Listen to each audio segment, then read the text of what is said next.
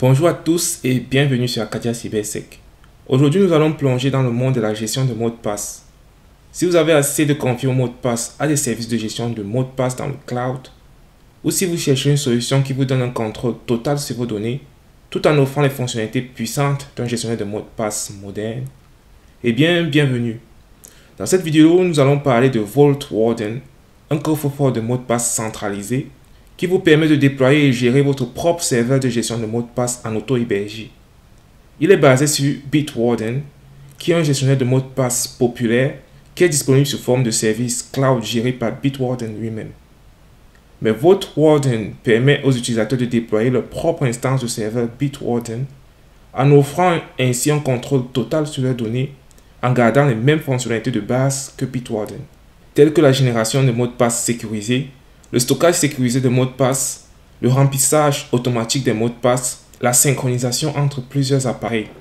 En plus, puisqu'il s'agit d'une solution auto-hébergée, les utilisateurs ont donc la possibilité de contrôler entièrement l'infrastructure sur laquelle leurs données sont stockées, ce qui peut être important pour ceux qui sont soucieux de la confidentialité et de la sécurité de leurs données. Nous allons installer notre propre instance Vault Warden en ligne dans notre VPS.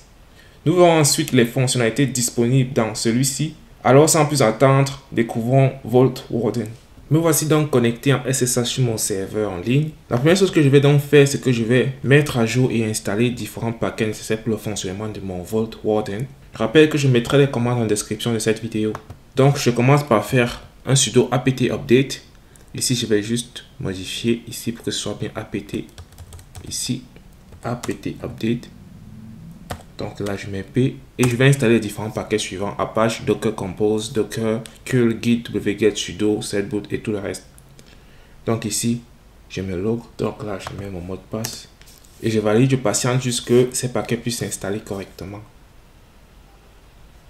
Et l'installation s'est terminée. Bon, là, je nettoie rapidement mon terminal. Ok, après l'installation de mes différents paquets, je vais donc simplement utiliser la commande Docker pour pouvoir tirer l'image de Vault Warden dans le serveur Docker. Donc ici, la commande me dit ici qu'il rencontre une petite erreur. Donc là, pour résoudre cette erreur, je vais simplement utiliser la commande podman pour pouvoir tirer l'image Docker à la place de Docker. Je rentre dans la commande suivante. Je colle donc sudo podman pull docker io Vault Warden server latest version. Donc là, ici, il me dit bien qu'il essaie de récupérer dans l'image de mon serveur Vault Warden. Je patiente donc qu'il puisse télécharger tout ce qui est nécessaire. Une fois que c'est fait, donc, je vais donc simplement utiliser la commande Docker pour pouvoir démarrer mon serveur Docker Vault Warden sur le port que j'aurais choisi. Je vais donc simplement utiliser sudo docker run-d, le nom de mon image qui est simplement Vault Warden. Ici, je vais définir dans les répertoires, les fichiers dans lesquels seront stockés les répertoires et différents fichiers nécessaires pour le fonctionnement de Vault Warden. Ici, je vais simplement définir donc le port sur lequel je vais pouvoir faire tourner mon serveur Vault Warden. Ici, ce sera donc simplement le port 4444 que moi j'aurais choisi. Et ici, je vais donc faire tourner Vault Warden dans sa dernière version. Donc là, je valide donc ma commande. Ici, il me dit également qu'il rencontre donc un problème avec la commande Docker. Donc, je vais donc simplement réappeler ma commande et réessayer cette fois-ci avec la commande podman. Et je peux valider ma commande. Donc ici, si je fais un ls ici, je peux donc voir donc ici, j'ai pas les fichiers. Donc là, je vais nettoyer le terminal. Et là, pour simplement corriger cette erreur, je vais donc simplement devoir créer dans mon répertoire w.data. Puisque là, j'appelle un répertoire qui n'existe pas actuellement chez moi. Donc, je vais simplement le créer avec sudo mkdi w-data. Donc là, ici, je vais créer mon répertoire. Donc là, ce que je vais faire, c'est que je vais donc rechercher simplement le répertoire dans lequel a donc été créé w-data. Donc ici, je vais simplement taper la commande find type-dname w. Il me dit donc que c'est simplement ce ici qu'il se trouve. Donc là, pour donc y arriver, là je vais donc simplement faire un cd /w vw, je tabule et hop, me voici, je suis donc bien là dans mon fichier. Donc c'est très bien. Donc là, je peux donc quitter. Mon fichier a donc bien été créé. Là, je nettoie rapidement mon terminal et je rappelle simplement ma commande précédente.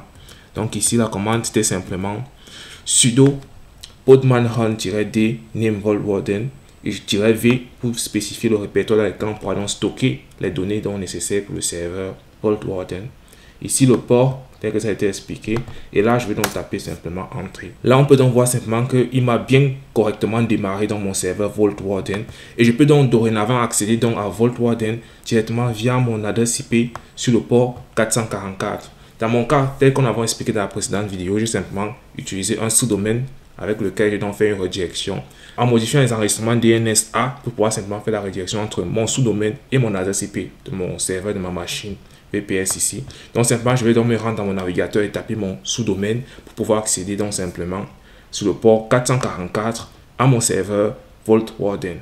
Donc là, j'ouvre donc simplement mon navigateur Firefox et donc là, je vais simplement me rendre donc ici et dans mon navigateur, je vais donc simplement taper mon nom de domaine vault.net qui est simplement mon sous-domaine que j'ai donc créé et fait la redirection avec mon VPS. Donc ici, comme on l'a dit, on va donc simplement spécifier le port 444 et on valide, on patiente. On peut donc voir simplement qu'ici, on a effectivement accès donc à mon serveur Vault Warden en ligne. Mais bien sûr, la connexion n'est donc pas sécurisée. Ici, il va donc falloir nous déployer donc une connexion HTTPS pour pouvoir donc utiliser notre serveur Vault Warden. Donc ici, on peut donc voir qu'ici, on a la possibilité de créer donc ici un compte pour pouvoir utiliser notre serveur. Quiconque aura la possibilité donc de créer son propre compte, qui sera donc son propre coffre-fort de mots de passe dans lequel il pourra donc stocker ses mots de passe de manière sécurisée et pouvoir même les partager, les échanger. Tout ceci de manière sécurisée, bien entendu. Donc ici, nous avons la possibilité par exemple de créer un compte. Ici, on va par exemple créer contact @acadia-cybersec.net. Ça, c'est notre adresse mail que nous allons donc utiliser ici pour créer notre compte. Ici, le nom, ici, on va simplement l'appeler Acadia Cybersec. Donc ici, pour le mot de passe, on peut définir un mot de passe. Là, il faut définir un mot de passe maître assez complexe. Donc là, je vais le reprendre. Là, ce qu'il nous faut, c'est simplement pouvoir définir un mot de passe assez complexe. Donc là, on le retape. Bon, moi, dans le cas de l'exemple, je vais simplement le montrer simplement. Donc là, dans notre cas, là, on peut définir un indice pour pouvoir retrouver facilement notre mot de passe au cas où nous avons donc des soucis de mémoire. Bon, là, c'est conseillé de ne rien définir du tout ici. Et là, on peut créer un mot de passe. Dans notre cas ici, vu que nous sommes connectés en HTTP et non HTTPS, lorsque nous allons donc cliquer sur la création du mot de passe ici, on peut donc voir que ça va donc nous générer une erreur ici. Parce que Vault Warden ne peut être utilisé que si la connexion du navigateur via le serveur Vault Warden se fait via un canal sécurisé, donc via une connexion TLS, donc tel que c'est mentionné dans le message ici. Donc ce que nous allons donc faire, simplement c'est que nous allons retourner du côté de notre serveur VPS pour pouvoir nous configurer dans un reverse proxy qui va nous permettre donc maintenant de rediriger la connexion HTTP vers une connexion HTTPS sur notre serveur Vault Warden. Donc je retourne donc simplement ici sur mon VPS et là je commence par nettoyer le terminal. Nous allons donc commencer par installer Apache 2 ou Nginx, parce que dans notre cas, nous pouvons soit déployer le reverse proxy du côté de Nginx, soit déployer le reverse proxy du côté de notre Apache 2. Dans notre cas ici, nous allons donc faire cette fois-ci, vu que nous avons fait dans une précédente vidéo les reverse proxy avec Nginx, nous allons faire cette fois-ci avec Apache 2. On va donc commencer donc simplement par installer Apache 2 avec la commande sudo apt install Apache 2. Donc on installe nos paquets, c'est déjà installé. Là, je nettoie rapidement. On va simplement activer les différents modules d'Apache nécessaires pour le fonctionnement des connexions TLS. Donc, notamment, il s'agit du module proxy, du module proxy HTTP, du module SSL et du module headers. Donc là, on va simplement activer tous ces modules-là, tel que ça a été fait ici. Et simplement, ici, il va donc me demander, pour pouvoir valider ici, de pouvoir simplement redémarrer mon serveur Apache. Donc, je vais simplement redémarrer mon serveur Apache avec la commande systemctl restart Apache 2. Donc je valide et là mon serveur Apache a donc correctement démarré. Donc là je peux simplement nettoyer donc mon terminal. Ensuite la prochaine commande que nous allons donc faire, c'est qu'on va simplement se rendre dans le répertoire Apache en faisant un cdetc/apache 2 et je suis donc dans mon répertoire Apache ici. Si je liste, je peux donc voir simplement que j'ai ici différentes informations qui sont donc installées par défaut lors de l'installation donc de mon serveur Apache. Donc ce que je fais ici, je vais donc simplement à l'aide de OpenSSL me générer donc un certificat SSL pour ma connexion HTTP. Donc ici la commande donc pour le faire est la suivante. Je vais donc faire un sudo OpenSSL installe donc certificat NewKey 496 RSA. Ici on va donc se créer donc ici une clé. pour notre serveur ici que nous allons simplement appeler serveur key. Et également un certificat pour notre serveur que nous allons simplement appeler serveur CRT. Donc ici, je valide donc cette commande. Je patiente donc lors de la génération de mon certificat. Donc ici, il me demande donc de choisir le pays pour mon certificat. Là, je vais donc simplement choisir CM. Ensuite, la région, je mets donc le centre. Ici, il me demande donc de choisir la ville. Je vais passer. L'organisation, c'est simplement Acadia CyberSec. Je valide organisation unit name. Là, je ne mets rien. Common name, je ne mets également rien. L'adresse IP, ce sera simplement contact @acadia cybersec.net. Donc c'est bien ça, contact @acadia cybersec.net. Je vais valider et c'est bon, mon certificat a été correctement généré. Donc ici je liste ici mes répertoires. Je peux donc simplement voir que j'ai ici dorénavant mon serveur certificate, server.certificate qui apparaît ici et mon server.key qui est là. Donc là, ce que je vais faire, c'est que je vais simplement nettoyer mon terminal rapidement. Et ici, la prochaine commande, c'est que je vais donc pouvoir configurer donc mon Apache pour pouvoir utiliser ces deux serveurs que je viens de créer et de pouvoir faire un reverse proxy sur le port 444 vers mon serveur Vault Warden. Donc pour le faire, je vais donc simplement me rendre, comme je peux voir ici dans le répertoire, site available pour créer donc un fichier que je vais donc appeler simplement vaultwarden.conf. Donc ici, je vais donc simplement le faire avec la commande sudo nano. Donc ici, je vais coller la commande. Là, je vais donc supprimer ça. Donc simplement coller la commande sudo nano etc apache site available vaultwarden.conf. Donc je lance donc la commande. Et ici, donc dans ce fichier, je vais donc éditer avec les différents éléments suivants. Donc là, je mettrai également ces différents éléments en commentaire de cette vidéo. Ici, je vais donc simplement ici créer un virtual host. Donc là, je vais coller les différentes commandes suivantes. Donc là, on crée un virtual host sur le port 4444 ici. C'est simplement pour dire en écoute sur le port 4444. Donc les connexions qui vont nous arriver sur le port 4444. Provenant donc du nom de domaine suivant, je vais donc simplement ici modifier ceci, example.com. Je vais donc simplement ici mettre mon nom de domaine à moi qui est simplement vaultwarden @acadia cybersec.net. Donc ici, le serveur sera donc en écoute sur le port 4444 de l'adresse IP vaultwarden @acadia cybersec.net. Et ici, il va donc simplement me rediriger donc vers cette connexion-ci qui est simplement celui de mon serveur vaultwarden. Mais sauf que là, il va donc se servir dans des différents certificats qu'on a donc créés ici et de la clé qu'on a créée ici pour pouvoir créer une connexion TLS vers mon serveur ici présent. Donc, ce qui va donc se passer ici, c'est que je vais simplement bien ici paramétrer ici avec mon certificat serveur que j'ai donc créé et ici mon certificat serveur que j'ai donc créé et ici ma clé pour mon certificat. Donc ici, c'était le nom de mon certificat. Donc simplement ici, serveur.set. Ici, je mets serveur.crt et ici, je vais aussi modifier serveur.key. Et là, c'est tout. Je laisse donc simplement ici la redirection donc vers mon localhost au 4444. Et également ici, je vais donc simplement ici paramétrer pour pouvoir accepter des connexions provenant de toutes les adresses IP externes. Donc une fois que ceci est fait, je vais donc simplement sauvegarder ce fichier et quitter. Ensuite, je vais donc simplement activer donc ici mon site, mes paramètres de configuration vaultwarden.conf dans le site enable. Utiliser la commande sudo ln-s. Je mets dans le lien de mon Apache, de mon fichier Apache que je viens de créer et le répertoire dans lequel je vais pouvoir donc établir le lien symbolique. Ce sera donc simplement site enable. Donc là, je tape simplement là. Donc là, qu'est-ce que j'ai fait? Comme on l'a montré plus tôt, sudo systemctl restart apache 2. Donc là, c'est bon. Là, je peux simplement nettoyer mon terminal. Et là, je vais donc simplement retourner donc du côté de mon navigateur web pour pouvoir tester cette connexion HTTPS. Je reviens donc à nouveau du côté de mon serveur. Ce que je vais donc faire, c'est que je vais simplement me connecter à nouveau sur le port 444 de mon serveur ici, vaultwarden 444.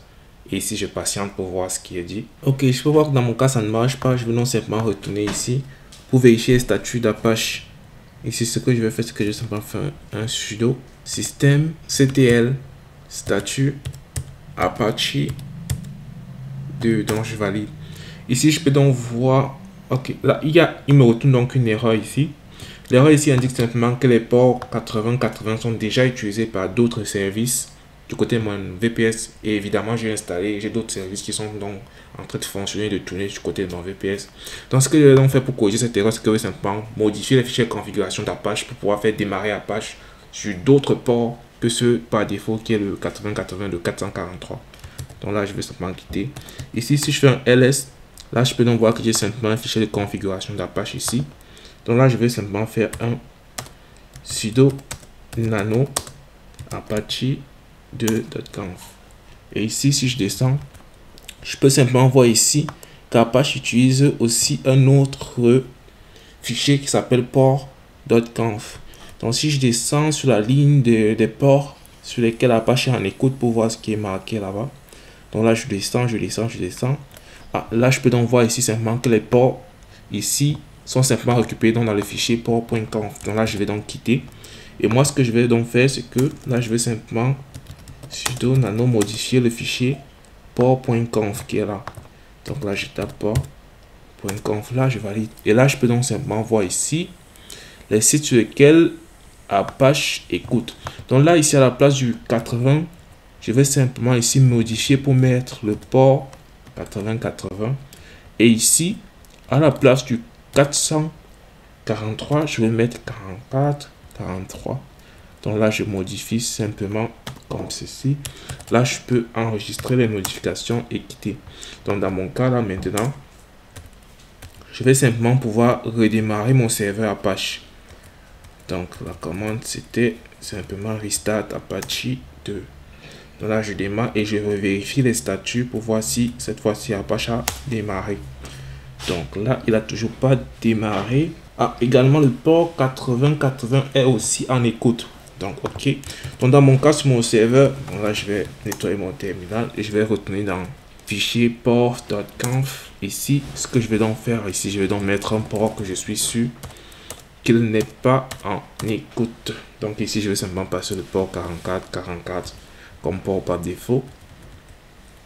Non, ici je vais passer plutôt le port 8090 et là on va laisser, là j'enregistre. Une fois de plus, je quitte et je redémarre mon serveur Apache. Donc là je revérifie le statut. Ok, là je peux donc voir maintenant que mon serveur Apache a démarré correctement. Donc là je vais simplement quitter et là je vais donc retourner dans mon fichier de configuration. Ici mon fichier de configuration pour mon reverse proxy Apache 2. Ici, je vais simplement modifier. Ici, à la place du 444, je vais mettre 443 pour éviter d'utiliser le port 444 deux fois. Donc ici, ce que je vais donc simplement faire, c'est que je vais donc enregistrer ces modifications. Je vais donc quitter et là, j'aurai la possibilité de redémarrer mon serveur Apache et de vérifier les statuts. Donc, je vérifie le statut de mon serveur, c'est bien en fonctionnement. Donc là, je peux quitter, je nettoie ce terminal et je retourne donc tester du côté de mon navigateur web. Donc là, ici, on a donc simplement modifié le port pour mettre 44, 43. Ici, si je valide, ok, on peut donc voir ici que j'ai une erreur de requête parce que là, j'ai essayé de me connecter en HTTP. Or, ici, sur ce port 44, 43, on peut donc voir simplement que c'est le SSL qui est activé sur le port et donc la connexion doit donc se faire en HTTPS tel qu'il dit ici.